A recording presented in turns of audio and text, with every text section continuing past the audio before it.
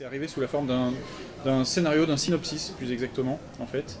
Et on m'a fait passer cette histoire, on m'a dit il y a deux auteurs qui aimeraient travailler avec toi, lis-le, ça peut t'intéresser. Voilà. Loisel, c'est quelqu'un qui m'a décomplexé sur l'ancrage. J'avais des gros problèmes plus jeune quand j'essayais de comprendre la technique de l'ancrage, j'y arrivais jamais, j'étais dans un trait qui était très retenu. Et en fait, en observant le travail de Loisel, et notamment tous les livres qu'il a pu produire où il explique son travail, j'ai compris qu'en fait, l'ancrage, c'était vraiment un prolongement de l'énergie, en fait. Et j'ai réabordé l'ancrage sous l'angle du croquis, c'est-à-dire un dessin qui est plus à l'énergie, qui est plus vivant et qui est moins retenu, et en me décomplexant sur le fait que ça pouvait foirer. Il faut dire aussi que j'ai une grosse influence, moi, tout ce qui est carnet de voyage, croquis, c'est quelque chose que je pratique depuis très jeune. Donc j'ai un dessin qui est aussi très jeté, et c'est vrai que ça a été un de mes maîtres, hein, je dois le reconnaître. Si, j'ai un projet de livre maritime, pas pour tout de suite, en couleur directe. Par contre, si vous allez sur mon Facebook, vous pouvez voir certains des croquis, ouais, j'en ai mis certains en ligne. Voilà. C'est vrai qu'on m'a déjà fait la remarque sur le fait déjà que mes livres soient féminins.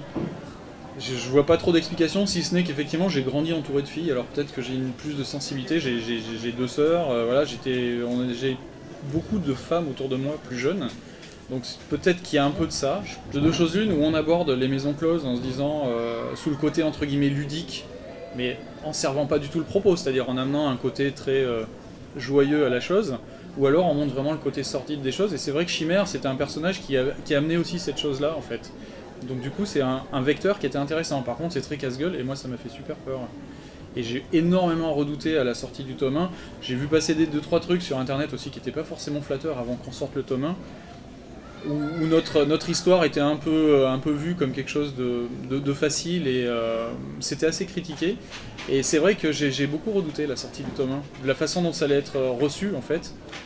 Et dans notre idée on s'est aussi beaucoup mis d'accord, on s'est vu pas mal de fois pour en discuter avec les scénaristes, c'était de se dire il fallait pas tomber dans le piège de faire l'apologie de quelque chose, de donner l'impression de défendre quelque chose qui était indéfendable en fait. Voilà. Et j'ai redouté aussi les lecteurs que j'allais rencontrer, ouais. Je vous cache pas que j'ai été agréablement surpris, mais je me suis dit qui je vais retrouver en face de moi face à ce genre d'histoire. Les choses se sont plutôt bien passées, ouais. Et les gens ont compris aussi notre propos, ça n'a pas été mal interprété, et mes scénaristes avaient l'air aussi contents, c'est-à-dire qu'ils me servaient un peu de garde-fou, c'est-à-dire quand je leur envoyais mes dessins, eux là-dessus avaient aussi du coup un recul que moi j'avais pas forcément et pouvaient me dire voilà comment les choses... Est-ce que j'avais tendance à rendre les choses entre guillemets un peu trop sexy et joyeuses, ou est-ce que du coup je restais dans ce propos ce qui me plaisait bien en fait dans cette histoire et qui me rassurait, c'est qu'on est dans un mode théâtre en fait, c'est-à-dire qu'on a la scène, le côté public, la maison close, les fêtes, tout ça, et puis on a aussi l'envers du décor. Et ce passage un peu constant de l'un à l'autre me rassurait dans la fabrication de l'histoire.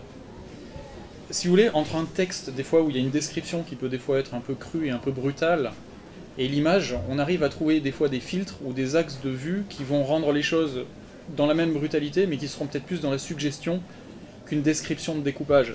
Un scénariste qui fait son découpage, il y a un moment, il est obligé de décrire sa scène. Et c'est vrai que des fois, il y a des descriptions, quand je lisais l'histoire, je dis « Waouh, la vache, comment je vais dessiner ça ?» Et après, ça rejoint un peu ce que vous dites, c'est-à-dire on arrive à filmer les choses, finalement on n'est pas obligé de les filmer frontales, on peut les suggérer, on peut se débrouiller pour avoir des avant-plans qui cachent, on peut suggérer les choses. Et par ce biais-là, on arrive, enfin c'est ce que j'essayais de faire, après je sais pas si ça a marché à tous les coups, mais j'essayais des fois, quand les choses me heurtaient vraiment, de me dire de toute façon, faire de l'horreur pour de l'horreur, quand il y a des moments vraiment durs, c'est relatif à moi. Il y a forcément des lecteurs qui ont vécu des trucs durs dans leur vie, si je représente un truc de façon trop frontale, moi, ça va peut-être quelque chose qui va m'effrayer, mais ça effraiera pas une autre personne, ou peut-être que ça fera rigoler, ou peut-être que ça sera mal vu. Donc du coup, des choses que je maîtrisais pas trop, que j'arrivais pas à aborder de façon frontale, j'essayais d'être dans la suggestion, en fait. Et c'est là où la mise en scène, ça demande un travail et une digestion de la scène. Vous voyez ce que je veux dire ? C'est lire les choses et se dire ok, se laisser le temps de la réflexion pour se dire bon il y a peut-être moyen de ne pas montrer les choses en étant avec une caméra qui va être super proche des personnages. Peut-être qu'on peut s'éloigner, peut-être qu'on peut travailler en ombre chinoise, peut-être qu'on peut jouer aussi avec l'éclairage, et peut-être que du coup on va être moins cru visuellement, mais c'est pas pour autant qu'on va pas servir le propos du scénario. Mais ça permettra aussi d'être dans quelque chose qui est peut-être un peu plus dans la retenue visuellement. Chimère, en fait, ça a d'abord été un projet pour une série télé avant d'être une BD. À la base, c'était même une commande pour Canal, en fait. Canal+ voulait faire une série sur les maisons closes à l'époque. et avait commandé un scénario donc à Christophe et Mélanie. Christophe et Mélanie ont écrit ce scénario qui était en passe de se signer et puis qui finalement s'est pas signé pour plusieurs raisons et notamment la présence de Chimère en fait. Et Christophe a refusé, enfin Christophe et Mélanie ont refusé tous les deux de faire des modifications sur ce personnage-là. Du coup, ils ont quitté en fait ce projet de série télé et ils sont partis avec leur scénario sous le bras et ils se sont dit bah tant pis, on va l'adapter en BD en fait. En soi, moi je serais super content hein, qu'on ait une adaptation, mais le problème c'est que ça demande des gros budgets, ça demande des gros moyens pour reconstituer tout ça. Donc je pense que c'est assez lourd à gérer. S'il y a un réalisateur suffisamment fou et un producteur suffisamment fou aussi, pourquoi pas.